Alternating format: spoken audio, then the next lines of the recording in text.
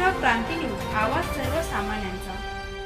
सातपूर प्रभाग क्रमांक 26 मध्ये दूषित पाणी पुरवठा, नागरिकांचे आरोग्य धोक्यात, अधिकाऱ्यांच्या उदासीनतेवर संताप. सातपूर परिसरातील प्रभाग क्रमांक 26 मध्ये गेल्या 8 दिवसांपासून दुर्गंधीयुक्त व गढूळ पाणी पुरवठा येत असल्याने नागरिकांच्या आरोग्याचा प्रश्न गंभीर बनला आहे.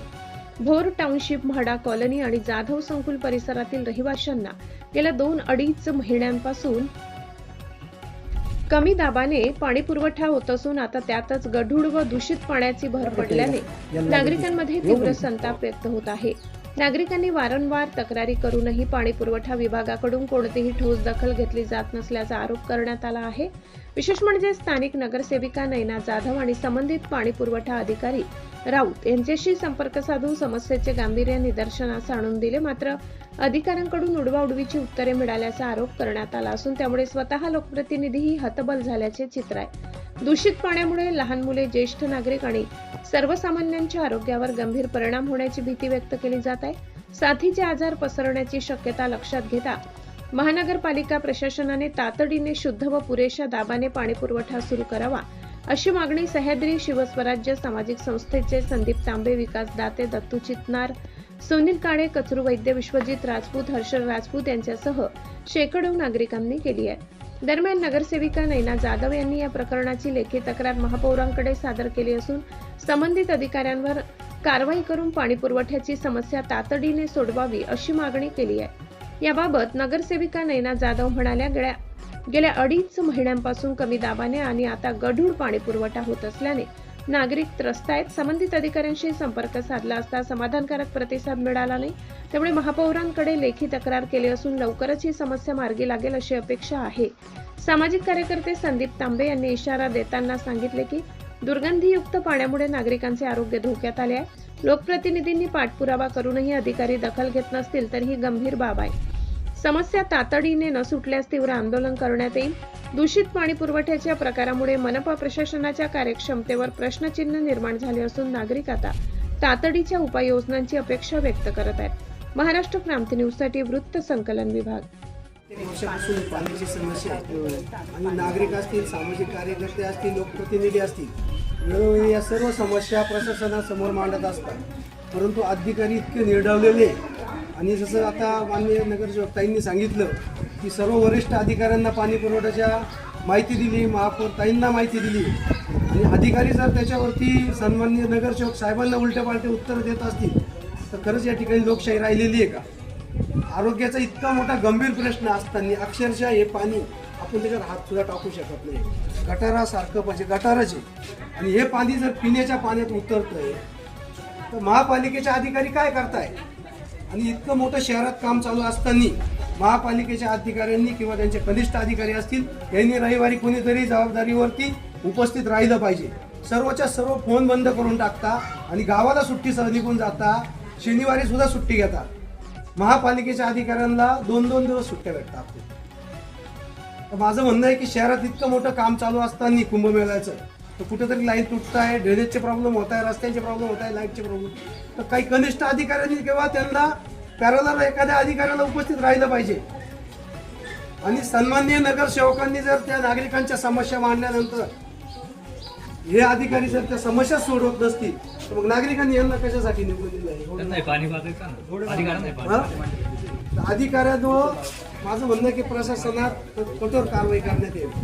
आणि प्रभाग क्रमांक 26 मध्ये गेल्या 8 ते 10 दिवसापासून तसं बघितलं तर या प्रभागामध्ये हा प्रश्न गेल्या 10 वर्षापासून आहे. गेल्या 8-10 दिवसापासून या ठिकाणी मलनिसरण म्हणजे जे ड्रेनेजचं पाणी असतं ते पिण्याच्या लाईनमधून येतं. नागरिकांनी वेळोवेळी नगरसेवकांकडं तक्रारी केलेल्या आहे, पाणी पुरवठा अधिकाऱ्यांकडे केलेलं आहे. अक्षरशः इथली परिस्थिती अशी झाली आहे का ते पाणी पूर्ण काळं फुटतंय तर त्याला तुम्ही हातसुद्धा लावू शकत नाही.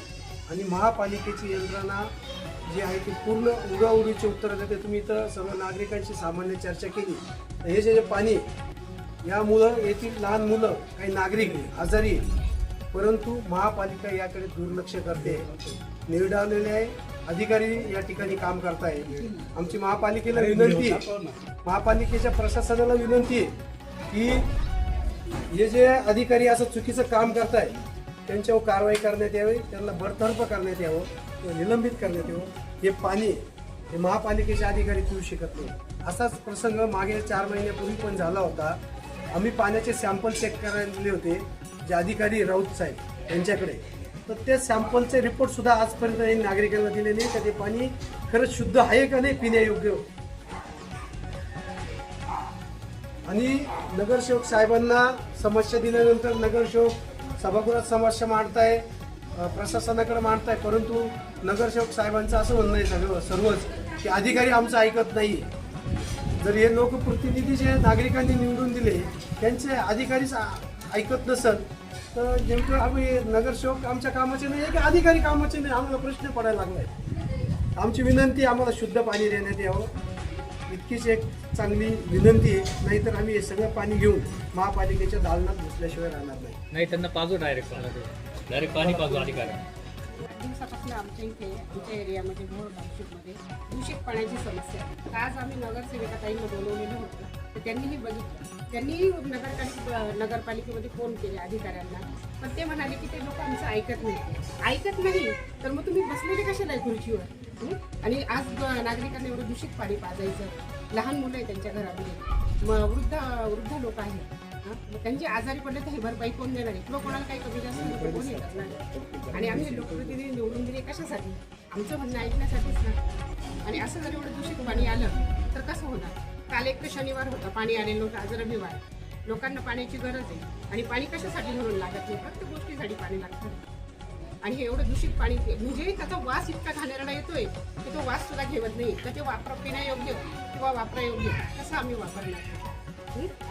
तर याची तुम्ही दखल घ्यावी, नाही तर मग आम्हाला नगरपालिकेवर मोर्चा काढायचा किंवा ते पाणी तुम्ही पिऊन दाखवावं किंवा तुम्ही वापरून दाखवावं ते पाणी जे तुम्ही आज एवढ्या नागरिकांना पाजताय. आणि जिथे काही फुटलंय तर तुम्ही ते दखल घ्या ना. तुम्ही ते अधिकारी निवडलेले आहेत का तिथे या आणि लगेच आम्हाला टँकर पाठवा, कारण पाणी नाहीये.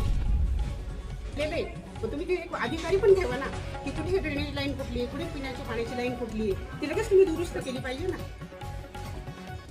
आणि आज सगळ्यांचा प्रश्न आहे. आज एवढे लाखो लोक जनता पाणी पाईप पिते आणि शिवाय आमच्या भोर टाउनशिपचा नाही प्रत्येक ठिकाणी हे असे प्रॉब्लेम होत आहेत. आणि पावसाळ्याचे दिवस तुम्ही आज एवढे कोटींचे कामं करताय तर म्हणजे नळांचं काय तुम्हाला? तर आमची एवढीच दखल आहे की तुम्ही हे कामं पटकन करावे आणि टँकरची व्यवस्था लगेच करावी. अशाच नवनवीन बातम्या पाहण्यासाठी आमच्या महाराष्ट्र क्रांती न्यूज या यूट्यूब चॅनलला लाईक करा, सबस्क्राईब करा आणि बेल आयकॉनला प्रेस करा.